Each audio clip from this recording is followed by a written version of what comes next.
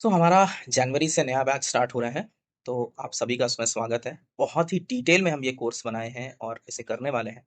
आपको पंचांग का जातक में कैसे इस्तेमाल करना है, मुहूर्त के लिए कैसे इस्तेमाल करना है, सीक्रेट ऑफ असेंडेंट्स क्या है, डिविजनल चार्ट्स में क्या रोल है, वैदिक एस्ट्रोलॉजी में कंजंक्शंस कैसे काम करते हैं। आपको ये सारी चीज़ें बहुत डिटेल में पता चलेंगी। फर्स्ट टाइम हम तत्वों के बारे में पढ़ेंगे कि तत्व से कैसे चीज़ों को पता चलता है कि कौन बैठ के काम करता है, कौन ट्रैवलिंग का काम करता है। तो एक बहुत ही डिटेल्ड कोर्स है। आप इस कोर्स में आइए, आपको बहुत कुछ सीखने को मिलेगा। आप चाहे बेसिक लेवल पे हो, चाहे आप एडवांस लेवल पे हो, आपको इस कोर्स में बहुत इमेंस बेनिफिट्स होंगे। तो you are most welcome to join the course.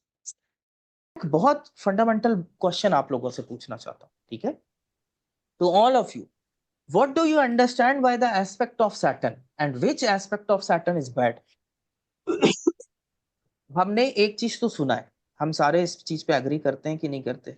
Shani की दृष्टि बुरी है, हमने सुना है। हाँ या ना? हाँ सर। हमने सुना है, हमने ये भी देखा है, अपने एक्सपेरिमेंट में देखा है कि उच्च नीच कर देता है वो, तो हाँ, अच्छा भी करता है। अपने एक्सपेरिमेंट में तो हम सक्सेसफुल हैं। अब मैं आपसे जानना काला चाहता है। हूँ कि सैटर्न की एस्पेक्ट कौन सी बुरी है, मुझे ये बताया जाए please. What do you understand by the aspect of Saturn? You are, everybody who is present here barring few is into Jyotish since very long, so please tell me which aspect of Saturn is bad. I think 10th. Okay, I'll ask everybody, Manoj, which aspect of Saturn? Sir मैं तो decide नहीं कर पाया। नहीं, कुछ मैंने तो एक उत्तर देना है। ये सर एक फंडामेंटल वो है जो मतलब व्हाट आई यूज इज कि अगर अपने साइन को एक्सपेक्ट कर देगा तो ठीक ही करेगा। हाँ, लेकिन अगर अपने एनिमी के साइन को या उनको एक्सपेक्ट कर देगा तो गड़बड़ करेगा। अच्छा, लेकिन ठीक है। प्रॉब्लम क्या है सर कि हाँ, अपने जहाँ प्लेसमेंट है उसको तो प्रोटेक्ट करता है। जहां पे भी बैठा ठीक होगा, है। मान लीजिए 8th हाउस में हाँ, बैठा तो उसने अपने आयुष को प्रोटेक्ट कर दिया। ऑब्वियस है कि फिर जहां देख रहा है वहां पे हार्म करेगा करेगा। मान लीजिए 11th ठीक। हाउस का है, आपका जैसा 11th हाउस का है, तो एल्डर ब्रदर को तो प्रोटेक्ट करना चाहिए मेरे हिसाब से। हम्म। हम्म। अब ओके। दृष्टि का ये है कि लग्न पे दृष्टि है एंड इट इज पाइसेस पे है दृष्टि, ठीक है। कैप्रिकॉन से उसने पाइसिस पे दी, फिफ्थ हाउस पे कैप्रिकॉन दी। से पाइसेस पर दृष्टि है, ये न्यूट्रल है, इसमें कोई ज्यादा प्रॉब्लम नहीं है। हाँ, ठीक। इधर जाएगा जो 10th पे जो दृष्टि हो रही है वहां पे उसका वो है, एग्जॉल्टेशन है। हम्म। तो वो दृष्टि खराब नहीं हो सकती, वो तो चलिए, एग्जॉल्टेशन वाली जो हमने है। पढ़ा और टू दिस एक्सपेरिमेंट डे किए। मैं करें। यही कर रहा हूँ, लेकिन ये जो 3rd और 10th का जो है और 7th का भी फॉर दैट मैटर, ये तो अब आप आज बताइए। मैं वही तो बताना चाहता हूं कि जो मेरा, आप लोग सोचेंगे कि मैं सन की हूं, लेकिन जो मेरा, मैं कहता हूं कि ये सारे इंटरप्रिटेशन ही गलत है। Every interpretation which has been done with the दृष्टि of Saturn is absolutely absurd. पहली चीज, कोई भी मेलेफिक ग्रह चाहे खुद को दृष्टि करे, कहीं भी करे, वो लिविंग सिग्निफिकेशंस को हार्म करता है। ये फंडामेंटल मैंने शुरुआत में दे दिया, बाकी चीजें बढ़ाता रहे। अब आप इंपॉर्टेंट चीज देखो, the aspect which nobody talks about, the aspect which nobody talks, which houses represent the physical eyes? Physical आंखें कौन सा घर होती? Second and 12। Second and twelfth. साढ़े साती लगती कब है? जब मून शनि नवांशा में। एक ना, वो सब छोड़ो। जब शनि एक राशि पहले हो चंद्र के, राइट, बाद शुक्र चंद्र से। के ऊपर, और चंद्र से एक राशि बाद, हम्म, when he is one rashi before Chandra, from his eyes he is aspecting Chandra. He is looking at Chandra, the second house. On top of Chandra is sitting with Chandra. When he has left Chandra, with the left eye he is still looking at Chandra. All this is the bad time which the Shastras say. Sadasati is generally considered as a bad phase, right? Saturn जहां बैठा है, किधर भी उससे to बैठा है, twelve बार damage करता है। वहां से 212 को टू देखो, वो ट्वेल्व सबसे ज्यादा डैमेजिंग वहां क्रिएट कंटेमिनेट करता कर है। देता है उसको, करेक्ट सर। कंटामिनेशन को छोड़िए, It's a damaging दृष्टि. हम्म। It's a सातवां भी तो very डैमेजिंग होता है ना सर, damaging. सातवां भी No, damaging. no, no. I am not convinced with that. I am only saying the दृष्टि which is bad of Saturn is the 2 and 12 दृष्टि. साढ़े साथी लगने का पूरा कॉन्सेप्ट ऑफ फिनोमेना ही उसकी रियल ये सैटर्न की दृष्टि है. What logic has he said कि सैटर्न मून के एक साइन पहले उसको साढ़े साथी लग जाएगा? नहीं सर, 212 का तो समझ रहे हैं, क्योंकि सैटर्न जो है वो विष्णु स्थाना को डैमेज करता है, जो 212 होता है हर भाव से, उसका विष्णु स्थाना होता है. पर भाई सेवेंथ का क्या रीजनिंग है सर?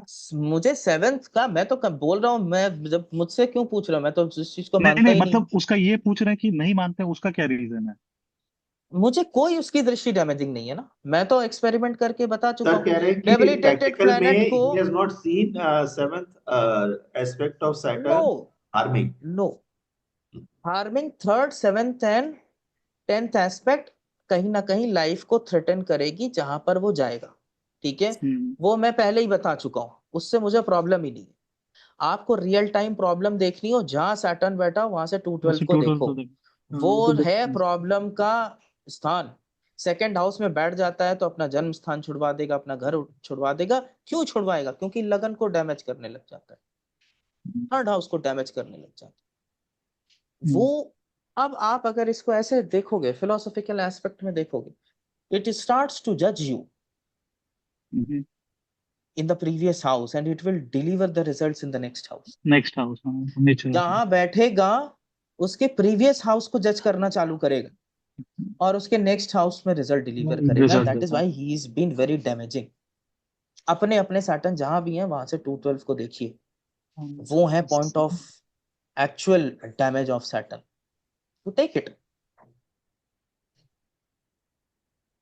सेवेंथ वाला सर जो तो बोल रहे हैं वो मान प्रैक्टिकल लीजिए अभी में तो डैमेज नहीं Aquarius करता है सर, मतलब डैमेज सेवेंथ एस्पेक्ट आप बोल रहे हैं कि प्रैक्टिकली वो डैमेज नहीं करता है ना सर? भाई मैं उसके कोई एस्पेक्ट को डैमेजिंग नहीं मानता हूं. मैं तो नहीं सर, अच्छा 3 मानता एंड हूं 10 कि तो अगर समझ वो रहे हैं किसी, कि प्रॉस्पेरस एंड फोकस होता है वो. नहीं नहीं, मैं तो सिंपल कह रहा हूँ कि किसी डेबिलिटेटेड प्लैनेट को एस्पेक्ट दी, आप लोगों ने करके भी देखा है, मैंने तो कोई अपने तो थ्योरी दी. डेबिलिटेटेड प्लैनेट को दिया है, एग्जॉल्ट हो, क्या मजे ही मजे, क्या दिक्कत क्या है उसमें है? चाहे सेवेंथ से देखे, चाहे थर्ड से देखे, चाहे टेंथ से देखे. नहीं, सेवेंथ का सर चार्ट्स भेजेंगे सर, उस पर एक बार देखिएगा, उसमें रिजल्ट्स नहीं आ भाई रहे. मुझे अपनी बात का पता है ना, कि मुझे सिर्फ प्रॉब्लम हम्म पता है कि वो वहां से उस भाव में लाइफ की चीजों को डैमेज कर सकता है. ये बिल्कुल करेगा वो. आप लोगों को कॉन्सेप्ट भी पढ़ाए हैं, थर्ड हाउस में थर्ड लॉर्ड कारक सब बैठ जाएगा, सैटर्न दृष्टि दे देगा, डैमेज कर देगा अपनी डेबिलिटेटेड साइन को. मैं जो एक्चुअल डैमेज की बात कर रहा हूँ, जो यूनिवर्सल है, किसी भी साइड में बैठे, मुझे हाँ, उससे वो लेना देना नहीं. 212 तो एग्री करते हैं वो सर. 212 है. Hmm. That is his aspect, that is his actual aspect which is damaging, which people don't think. वरना साढ़े साती क्यों लगेगी भाई एक साइन पहले? क्या वजह है उसकी साढ़े साती लगने? और लंगड़ा भी है इसी, उस कहानी से भी ये इंडिकेट होता है ना सर? लंगड़ा तो चलो वो जहां पर बैठा है उससे 12वां भाव हमेशा हम्म. लिंप मारता रहता है, हम्म. फ्लक्चुएट हो जाता है, फ्लक्चुएशंस में चला जाता है. I am talking about problems in those areas. Sir ये थोड़ा फिर से एक बार बताइए. आपने कहा कि जहां बैठा है वहां तो जजमेंट कर रहा है, और जहां उससे जो नेक्स्ट साइन है वहां पे जजमेंट का जजमेंट डिलीवर डिलीवर. होता है अपने एक मान साइन लीजिए पीछे. माने अभी अभी आपके, आजकल आपका तो उदाहरण से बताता हूँ. वेट वेट एक्वेरियस में है, एवरीबडी या प्लीज, मान लीजिए वेट वेट कैप्रिकॉर्न वेट में था. वेट. नहीं नहीं, पहले थोड़ा सा शांत हो जा, मैं वहीं से बताता हूँ.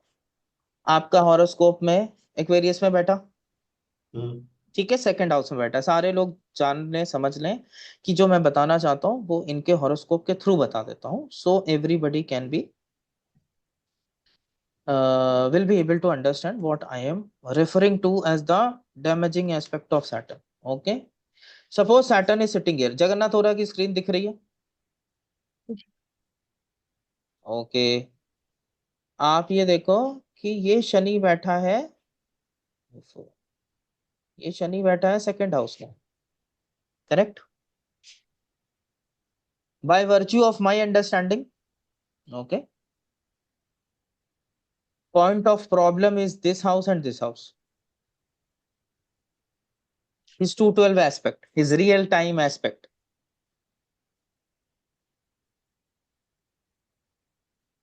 सेकेंड हाउस सैटर्न, शास्त्र विल टेल यू, घर छुड़वाएगा। ये अपनी थर्ड एस्पेक्ट की वजह से नहीं छुड़वाएगा, लग्न है आपकी आइडेंटिटी।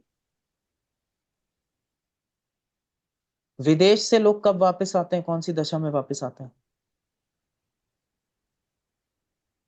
विच फोर्थ। दशा? लग्न की दशा।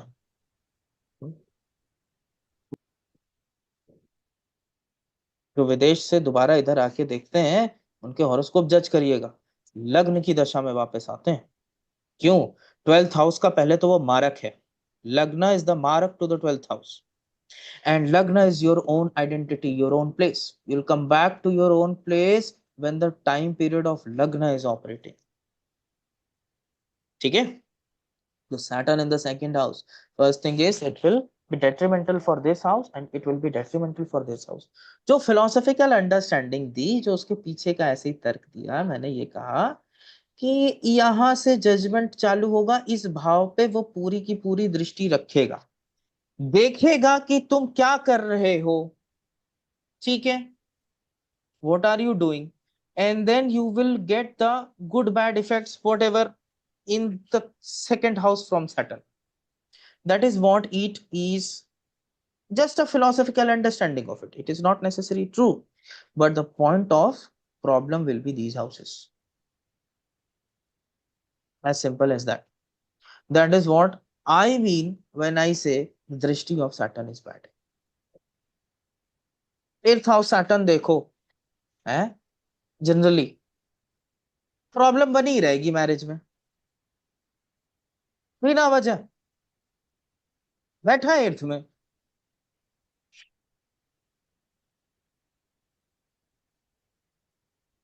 को चेक करिए, you go and check at a very subtle level, you go and check what I am trying to tell you. ठीक है? सर 10th में बैठेगा तो फादर से प्रॉब्लम रहेगी हाँ हाँ, या बॉस? नाइन्थ और हाँ, 11th हाउस के जो सिग्निफिकेशंस है, उनमें प्रॉब्लम क्रिएट करने लग जाएगा। वो प्रॉब्लम क्रिएट करता है अपने से 212 में। This is what my observation is. Father की पूरी लाइफ ही लिंप करने लग जाती है with the 10th house Saturn. ठीक है? जहां बैठा है वहां तो चलो कुछ ना कुछ तो है ही है, ठीक है, लेकिन जहां पे वो है ना अपने से 212, सिंपल साढ़े साथी का कॉन्सेप्ट मैंने लगाया है कि साढ़े साथी अगर 2-12 घर में लग रही है, वरना तो शास्त्र ये कहते ना कि जब चंद्रमा से 11वें घर में बैठेगा तब बुरा टाइम चालू होगा, जब चंद्रमा से सप्तम आएगा, जब, चलो ये सब तो बताया, लेकिन 11वें घर को भी फिर प्रॉब्लम में घसीट देते, उसको क्यों नहीं लिया? 212 को क्यों इतना ज्यादा वेटेज दिया? इसीलिए वेटेज दिया। ठीक है? तो इस चीज को करके देखिएगा, आजमाइए इस चीज को, फिर देखते हैं कि सर आप लोगों जहाँ को क्या होगा रिजल्ट वहां मिलता है। प्रॉब्लम करेगा कि नहीं करेगा? वहां वहां सर, वहां पे भी कुछ ना कुछ प्रॉब्लम होती है। मेलेफिक जहां वहां देखिए तो कुछ बैठते ना हैं कुछ वहां तो प्रॉब्लम करेगा ही, रहती है। बट जो मेजर मेलेफिक्स प्रॉब्लम आर है वो मेलेफिक्स, 212 में आएगी। Malefics malefics are malefics, no matter what. Second house में बैठ के बहुत धन दे सकता है कोई, मतलब मेलेफिक अगर सेकंड में बैठा है तो ये नहीं समझना चाहिए कि धन नहीं देगा, मुकेश अच्छी अंबानी। डिग्निटी में है, धन देगा, लेकिन परिवार को छिन्न भिन्न कर देता है। परिवार बढ़ेगा नहीं, बड़ा परिवार नहीं होगा, छिन्न भिन्न। वही बेनिफिक बैठा होगा तो परिवार की वृद्धि तो हो जाएगी, लेकिन बहुत धन वन नहीं आता फिर। पर जुपिटर सेकंड में बैठता है तो बहुत धन देता है। नहीं, जब तक मेलेफिक्स के एस्पेक्ट ना हो कोई धन नहीं देता है। मेलेफिक्स के एस्पेक्ट चाहिए जुपिटर पर। वो जो मेरे पास चार्ट है सर, उसमें देता सिंपल है बहुत सारा। फॉर्मूला है, हाँ आप लगाओ, देखो चंद्रमा से भी देखो, सेकंड लॉर्ड में स्ट्रेंथ होगी, इसलिए होगा। सेकंड हाउस में अगर अकेला जुपिटर है, कोई उससे लेना देना नहीं है, चंद्रमा से सेकंड को भी देखिए कहाँ से बलवान है, और उसमें अगर मेलेफिक्स का एस्पेक्ट नहीं तो परिवार बड़ा हो सकता है, धन वन का तो ये कॉम्बिनेशन नहीं है। ये मैं नहीं बोलता हूँ, ये शास्त्र खुद बोलते हैं, मैं तो क्या हूँ। Jupiter in the second aspected by lord of malefics, very wealthy horoscope. Jupiter malefic हो जाता है तो फिर तो विदेश पर बन जाता है, पैसा देगा। मेलेफिक बेनिफिक के बीच का कॉन्सेप्ट समझ लीजिए। मेलेफिक के कॉन्सेप्ट सिर्फ लाइफ टेकिंग होते हैं और बेनिफिक के कॉन्सेप्ट लाइफ गिविंग होते हैं। बस। बाकी ये प्राण देना, प्राण मेलेफिक्स जो लेना। धन देते हैं, वो धन देने की कैपेबिलिटी बहुत होती है मेलेफिक्स में। मार्स इतनी छोटी दशा है, लेकिन मार्स रियल एस्टेट का धन। ट्रम्प, पंडिताई से कोई ट्रम्प बनता है? जुपिटर के ज्ञान फोर्थ से। लॉर्ड इन द लग्न। नहीं सर, उनका ठीक तो है, उसका फोर्थ लॉर्ड लग्न भी है और सेकंड में जुपिटर भी है ना उसका। वो ठीक है, अपना वो है जो भी है, लेकिन जो बात बता रहे हैं वो पहले समझिए। जो चीज मैं बोला हम्म। करूँ उसको पहले गहराई से समझिए और सोचिए। मैं बहुत मंथन करने के बाद आप लोगों से कोई बात कहता हूँ। My talks are not shallow. नहीं, वो एग्री तो कर रहे हैं सैटर्न का 212 वाला तो देखे हैं, वो एग्री कर रहे हैं मुझसे। Agree or disagreement is not my this thing. I am just presenting you the नहीं, truth चार्ट से ही of से। Drishti of Saturn, which is the so-called Drishti of Saturn is 212. हाँ सर, वो It's यूज not करते हैं three sir, seven ten. करता है। ठीक सेवेंथ है, का भी मेरा एक्सपीरियंस रहा है, पर पता नहीं, देखना और भी चार्ट देखना होगा सर। चलिए। तो इस एपिसोड के साथ नवांश का यहाँ समापन है। अभी अभी के लिए, अभी तो बहुत क्लासेस बची हैं। आने वाले टाइम में बहुत इंटरेस्टिंग इंटरेस्टिंग चीजें बताता जाऊंगा मैं।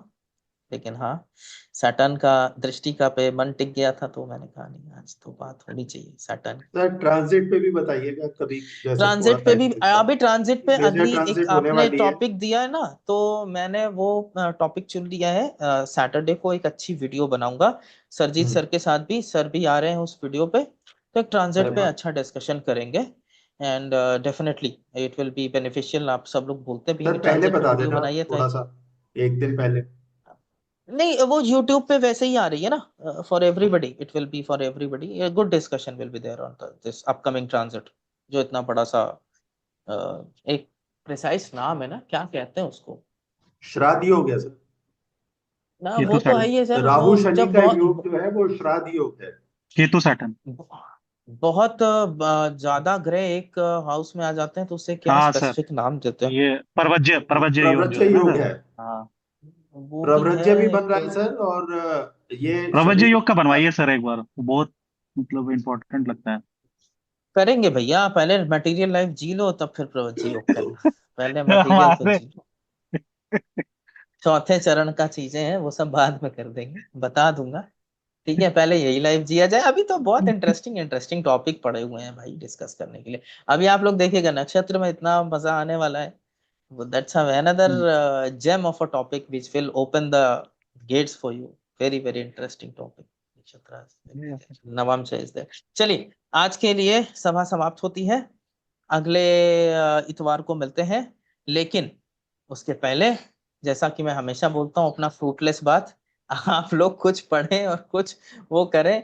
किताबें पढ़ना जरूरी है, कुछ अपने से भी पढ़ना जरूरी है। सब कुछ वर्ड टू वर्ड नहीं होगा, कोई नहीं बता पाएगा। You have to read, you have to understand, you have to go to certain books to refer. ठीक है, with this I'm taking the leave, and we'll meet next Sunday, okay, with another interesting topic of the Navamsha. Namaskar. नमस्कार, bye Namaste, sir. thank you.